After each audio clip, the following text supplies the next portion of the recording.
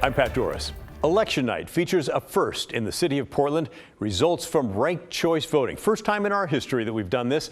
And unless you're a rocket scientist, the actual tabulation of those votes can be really confusing. And I know a lot of you are confused. We've heard from lots of you about that topic. So let's explain. First, let's take a look at how it will work when we're voting for just one winner. Now, in the city of Portland, that'll be for the mayor and the auditor. The threshold to win is 50% of the vote plus one. While there will be only one winner, you can rank up to 6 candidates on your ballot. But you only get one first place vote, one second place vote, etc. And don't do first, second, and third all for the same person, or that will just get wiped out and not counted. All right, here's how it works. This is a test ballot on the City of Portland website. I'm picking candidates at random. Okay, now that I've ranked 6 candidates and my ballot is ready, watch how this works. The candidate with the fewest votes gets eliminated each round. Any votes for that candidate are then shifted to those voters' next choice. And that can happen multiple times in what are called rounds.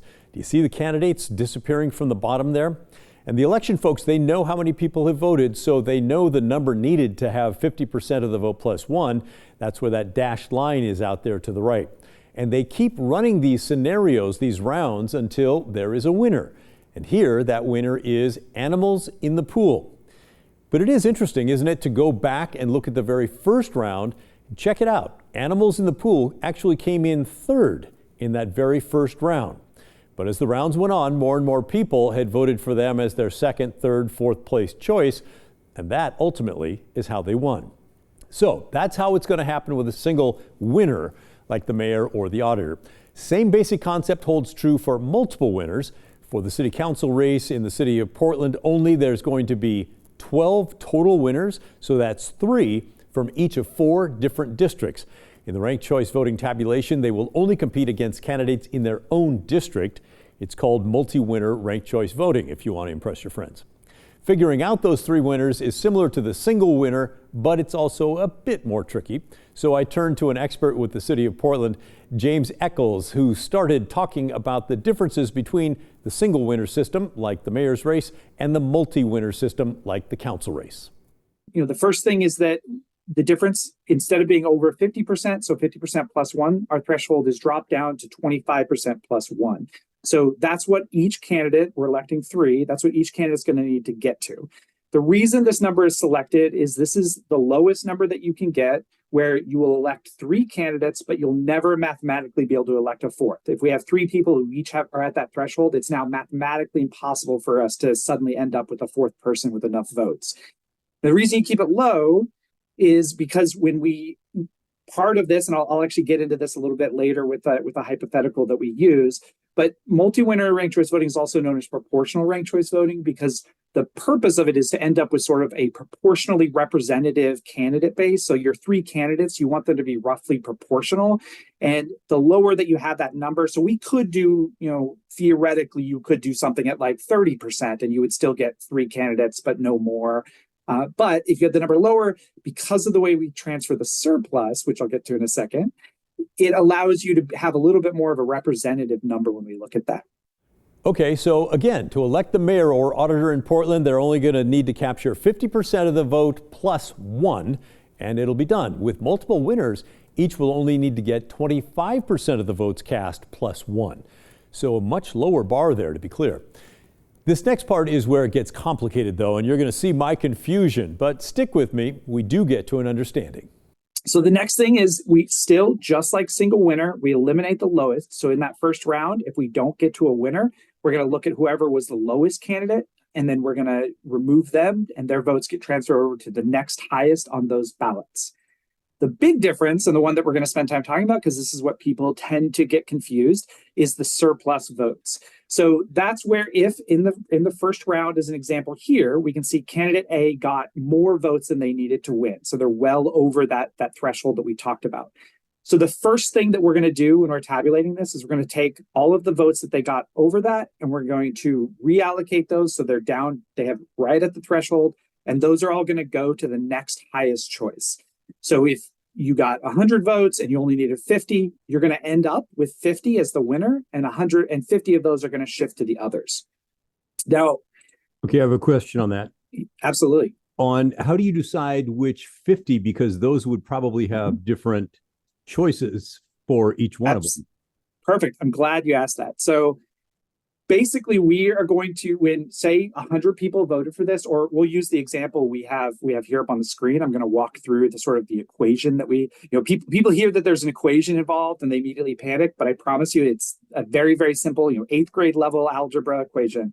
So if you had 10,000 people vote for that person, we get a portion of all of those 10,000 ballots will stay with. So a percentage of your vote will stay with the winner that you elected, and a percentage of your vote will change to the second ranking or the next highest ranking, right? So it's some of your vote stays and some of your vote moves. Now, the equation to figure out how much of each ballot, of each vote that we shift over, is this simple equation you just see on your, what we call the surplus transfer value. And it's just candidates' votes minus the election threshold divided by candidates' votes.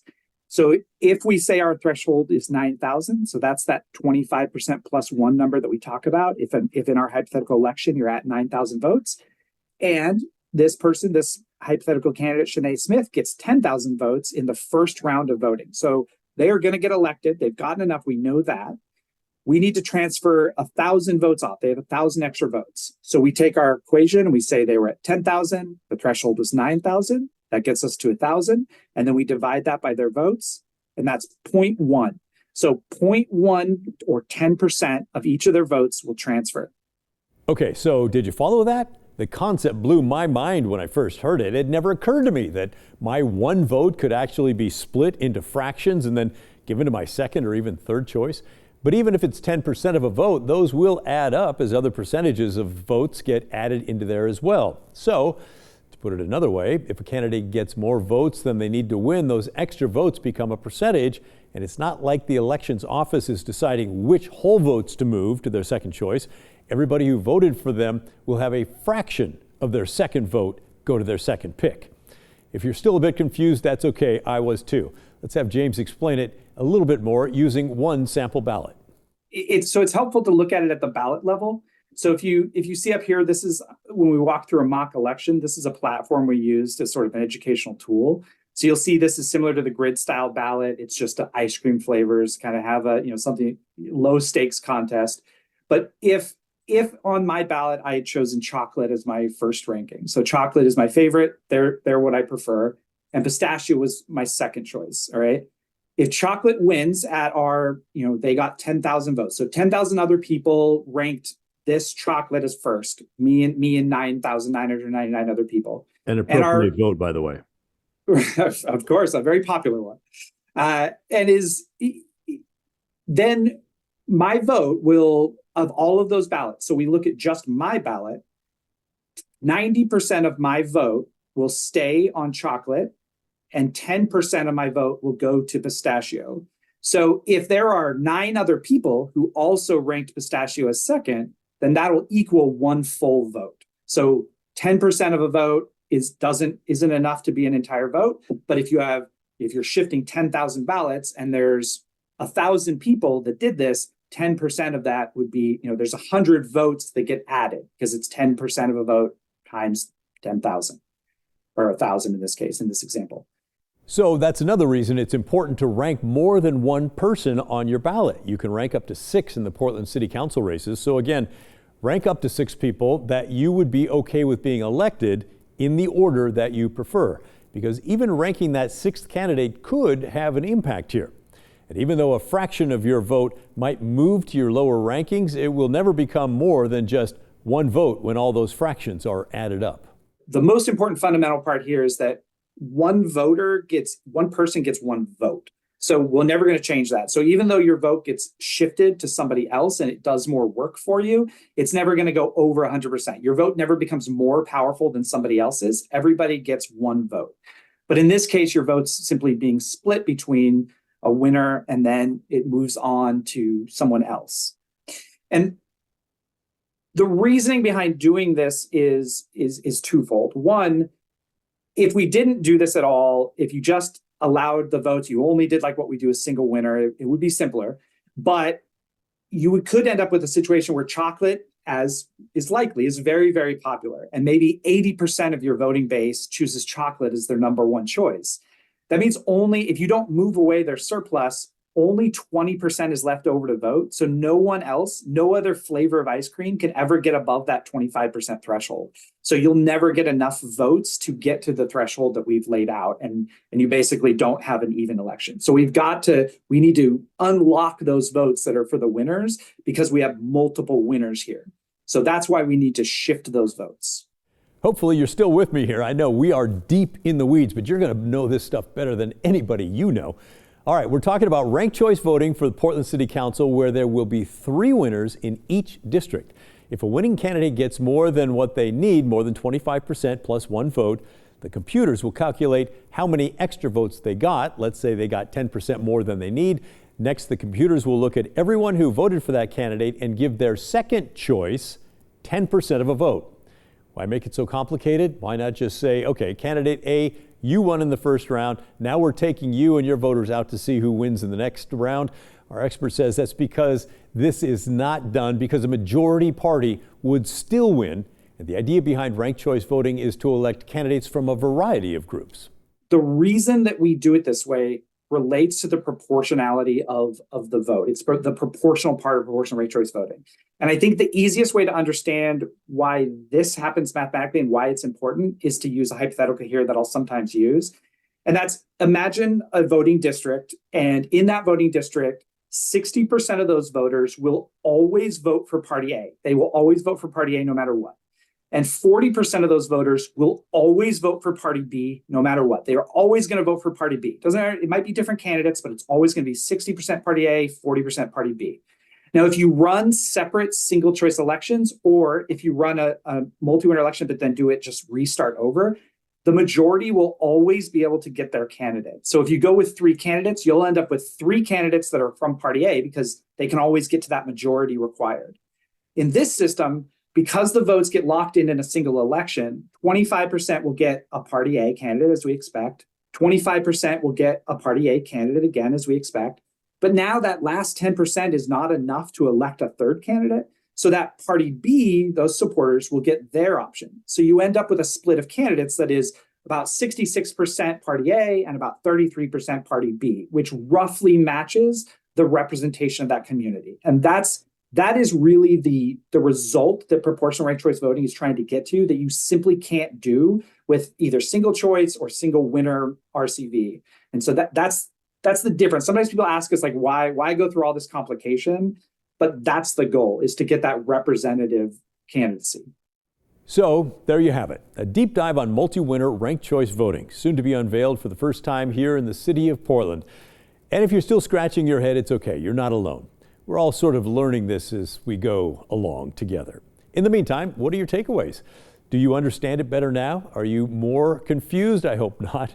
Let us know, though, your thoughts, will you? Send us an email. The address is thestory@kgw.com, or call and leave a voicemail. The number is 503-226-5090.